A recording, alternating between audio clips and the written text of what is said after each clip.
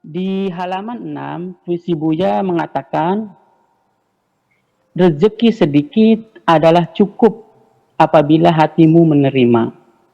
Tetapi rezeki yang banyak selalu kurang bila hatimu rakus. Ini yang dimaksud Buya, rezeki yang dimaksud rezeki zahir atau rezeki batin. Kalau rezeki dua-duanya, bagaimana menerapkannya ini? Rezeki zahir bagaimana, rezeki batin yang bagaimana? Itu mungkin saya tangkap ini yang disebut dengan qanaah atau bagaimana Buya meluruskan hal ini. Terima kasih kepada Pak Toto atas kesempatannya. Ya. Assalamualaikum warahmatullahi wabarakatuh. Waalaikumsalam warahmatullahi wabarakatuh. Langsung ke Buya. Oke, saya ingin mengatakan bahasa singkatnya. Yang menyebabkan engkau hatinya tidak pernah nyaman, itu satu. Sebabnya karena Anda punya praduga yang buruk. Tetapi ketika Anda punya praduga yang baik, tidur Anda akan lelap kok. Makan Anda akan lahap. Sejauh mana praduga buruk ini merusak ketenangan jiwa kita. Tetangga baik-baik mengirim makanan dibuang karena takut ada racunnya. Iya kan? Untuk semua manusia. Kepada Tuhan juga sama. Kenapa Anda menangis ketika menghadapi satu kesulitan? Sebabnya Anda menangis karena Anda punya praduga buruk kepada Tuhan. Ya kenapa para kekasih Allah itu tidak pernah punya praduga buruk kepada Tuhan? Sekalipun menghadapi musibah, mereka yakin ini adalah, kalau dia seorang ulama, dia akan mengatakannya, ini seorang wali, ini adalah saya sedang diberi karomah oleh Allah. Padahal diberi sakit loh. Ketika kelasnya para nabi, ketika menghadapi musibah, mengatakan inilah kemujizatan yang Allah berikan kepadaku. Iya, seorang ulama soleh ketika menghadapi kesulitan, dia mengatakan aku sedang diberi maunah oleh Allah. Ya kenapa? Karena kita punya suudzon pada Allah. Sekarang saya mau nanya, ketika mobilmu hilang, sedih nggak? Sedih lah. Karena kamu melihatnya mobil hilang. Iya. Tetapi kalau kamu punya husnudzon sama Allah, ini mungkin jangan-jangan mobil yang bodoh diambil mau diganti mobil yang baru. Seneng nggak kira-kira? Senang sekali. Dan kita dalam hidup selalu demikian. Yang kita miliki dihilangkan oleh Tuhan, diganti dengan yang baru. Mau nggak kira-kira? Akan tetapi dalam suudzon sesama manusia memang mestinya ya terukur juga sih. Jangan terlalu berlebihan. Ini seorang perempuan kan punya praduga baik yang berlebihan ya. Tapi aku suka. Salah juga enggak sih, aku suka. Nah, sehingga ketika engkau berharap, engkau menduga akan ada orang lain berbuat baik kepadamu, ya enggak ada masalah. Ya karena kamu hatinya baik. Ya. Iya. Tetapi maksudnya jangan berlebihan. Jangan sampai kayak orang vegetarian menduga tidak akan dimakan oleh binatang buas. Karena dia nggak pernah makan daging kok. Itu. Artinya bahwa kita boleh saja menduga orang baik, tapi harus ada tersisa sedikit namanya kewaspadaan itu semacam itu. Kepercayaan itu jangan diberikan 100% kepada siapapun, kecuali kepada dirimu sendiri dan kepada Tuhanmu. Pada orang kita berikan ya maksimal 99% lah. Ada reserve 1% kehati-hatian. Mengantisipasi barangkali dugaan kita itu salah. Gitu. Kemudian dugaan itu sendiri berdosa enggak? Dosa. Inna ba'da dzanni itsman. sebagian dugaan itu dosa. Sekarang begini, ketika Pak Tato punya praduga buruk kepada saya, sehingga saya perhatikan dia ngintip saya, bahkan omong saya direkam, bahkan dia mengumpulkan beberapa hal yang saya jadi nggak nyaman, sakit hati saya dicurigai begitu. Pasti. Betul nggak? Ketika istrimu mencurigai kamu berselingkuh, sakit hati nggak? Wah, nyesek nemen itu. Jadi dengan suudzon ini kita menyakiti hati orang kok. Menyakiti hati orang dapat pahala apa dapat dosa? Kemarin baru saya katakan, ya, merawat perasaan orang jangan sampai tersakiti. Itu dikaitkan dengan keimanan kita terhadap Allah dan hari kiamat. Maka yu'minu billahi wal yaumil akhir falyukrim daifahu. Barang siapapun yang percaya kepada Allah dan hari kiamat, hendaklah hormatilah tamu itu. Karena tamu itu bagaimanapun sensitif. Dia merasa bukan rumahnya. Dia menjadi taruhan pada orang lain. Sehingga akan mudah tersinggung tamu itu apabila kita melakukan sesuatu yang tidak berkenan. Anda coba pakai perasaan yang halus. Ketika saya datang ke rumahmu, engkau membuka pintunya tidak terlalu lebar, saya nggak masuk, saya balik lagi. Apalagi belum apa-apa, ada apa? Suruh masuk aja dulu, silakan duduk. Bapak dari mana? Kan gitu.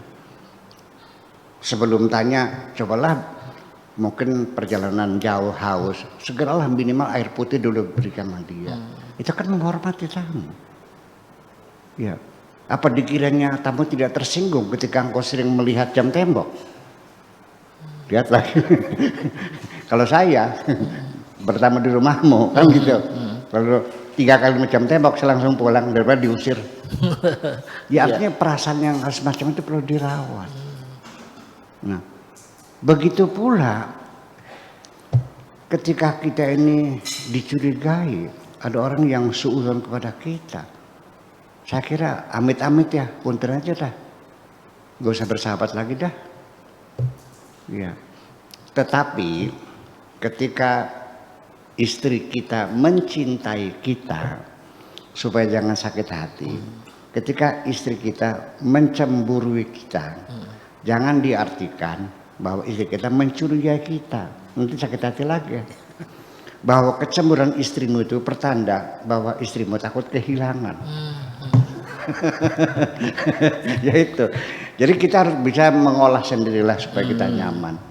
Jadi pada akhirnya seperti itu, husnudzon dan suudzon itu menjadi pilihan kita. Kalau mau pengen nyaman ya silakan kita pakai husnudzon saja, praduga baik. Kalau kita ingin tidak nyaman silakan selalu suudzon. Hidupnya nggak nyaman kok. Nggak nyaman. Terus apalagi yang kedua tepatnya? Yang keduanya itu rezeki. Ya rezeki. Begini. Dohir dan batin tadi itu. Iya sekarang rezeki itu aja lah uang, jabatan, gaji, rumah, dagangan, pertanian, ya rezeki itulah. Kalau hatimu itu suka menerima, saya kira apalagi sedikit tidak dikasih juga tetap alhamdulillah kok. Ya hari ini kita bisa makan ya udah selesai. Ya ini dikatakan seperti ini, tuba liman hudiya lil Islam. Berbahagialah mereka yang mendapat hidayah, hatinya berserah diri. Wa kana aisyu kafafan, hidupnya tidak punya apa-apa. Wa qanaatan, dan menerima apa adanya. Kebahagiaan itu bukan uangnya banyak kok. Tapi sifat qanaah, sikap menerima apa adanya, itu sesungguhnya kunci kebahagiaan. Sebab kalau kita belum punya qanaah menerima apa adanya, kita tidak pernah kaya kan, selamanya miskin. Paham kalau punya pesawat 5 cukup belum? Enggak. Orang yang rakus itu tidak pernah kaya kok, karena selalu kekurangan. Jadi batasnya kaya apa? Orang kaya itu ketika dia sudah tidak membutuhkan apapun. Terima kasih. Baik, orang kaya orang kaya tidak membutuhkan apa-apa. Kita kembali ke Pak Hambra nih. Begini Pak, berkaitan dengan praduga baik dan praduga buruk. Ketika Bapak tanggal yang disebutkan tahun 2019, saya pengen berguru, jawaban Buya lihat YouTubeku. Itu praduganya seperti apa ke guru kita ini? Ceritakan di sini, Kang. Silakan. Ya, memang waktu saya datang kan berharap ya pada saat itu saya bisa mendapatkan ilmu langsung dari Buya. Nah, tapi kemudian Buya menyampaikan coba lihat YouTube saya banyak gitu ya. Bagi saya kalau hari itu saya mendapatkan langsung dari Buya mungkin sedikit yang saya dapat. Betul. Tapi dengan petunjuk yang Buya katakan maka banyak sekali ilmu yang diberikan Buya melalui YouTube yang saya dapat. Nah sejak itu saya mengikuti terus dan kemudian sudah berjanji dalam hati suatu ketika saya akan datang lagi ke tempat ini. Beberapa waktu yang lalu kita sudah merencanakan tapi karena COVID Betul. ya kemudian itu tidak jadi. Nah hari ini itu alhamdulillah cita-cita itu bisa sampai di sini. Sempat Dan- ada praduga dulu bahwa kok hanya suruh lihat YouTube, ada praduga seperti itu Pak? Tidak ada. Oh, tidak Saat ada. itu insya Allah tidak ada. Ya. Karena perjalanan saya untuk menuntut ilmu saat itu benar-benar saya serahkan pada Allah. Ya. Jadi apapun yang saya dapat pada saat itu, saya yakin itulah yang Allah berikan saat itu. Iya. Baik, kita kembali ke gelombang cintanya nih Pak. Tadi sekilas berkaitan dengan isi kehidupan. Di situ ada isi kehidupan yang berkaitan cinta yang samar, ada merasa orang yang paling, terus ada sebatas mencintai manusia, lupa cintanya kepada Tuhannya. Menurut pendapat Pak Hambra sendiri seperti apa ini? Sering kita mendengar ceramah. Ada yang mengatakan saudara-saudaraku yang saya cintai karena Allah. Itu paling sering kita sering dengar. Betul.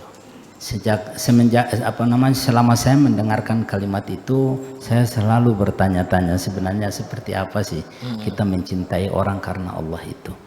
Itu selalu saya bertanya dan sampai hari ini jawaban tuntasnya juga saya belum dapatkan. Saya hanya meyakini bahwa saya mencintai ataupun membenci karena Allah itu sesuatu yang sangat tinggi nilainya. Tapi sampai hari ini saya sendiri belum meyakini apakah semua yang saya cintai hari ini atau semua yang saya benci hari ini itu adalah sudah karena Allah atau bukan. Itulah sebabnya saya datang ke tempat Buya Luar biasa. untuk bisa mendapatkan jawabannya. Jawabannya itu. Iya. Baik pemirsa, sebelum ke pemirsa di sana, jom kita ke guru yang mulia dulu. Ini belum yakin katanya, seperti minta jawabannya Buya katanya. Berkaitan dengan apakah cinta saya pada Tuhan sudah betul atau belum? Keyakinannya pada sang kholik ini sudah yakin apa belum? Bagaimana untuk mengetahuinya katanya? Ya sebetulnya mah semua orang punya kemampuan yang berbeda ya. Kadar cinta orang makin berbeda. Tergantung pada sifatnya kasuistik dan personal sekali itu semuanya. Tetapi begini Pak Ujung Mas, saya tidak akan berkomentar. Kita jangan pernah merasa puas apa yang telah kita capai.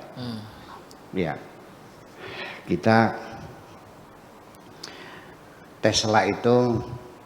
Nikola Tesla itu orang yang tidak pernah puas apa yang dia capai. Dia berpikir lagi, bereksperimen lagi. Maka dalam kita beragama juga sama.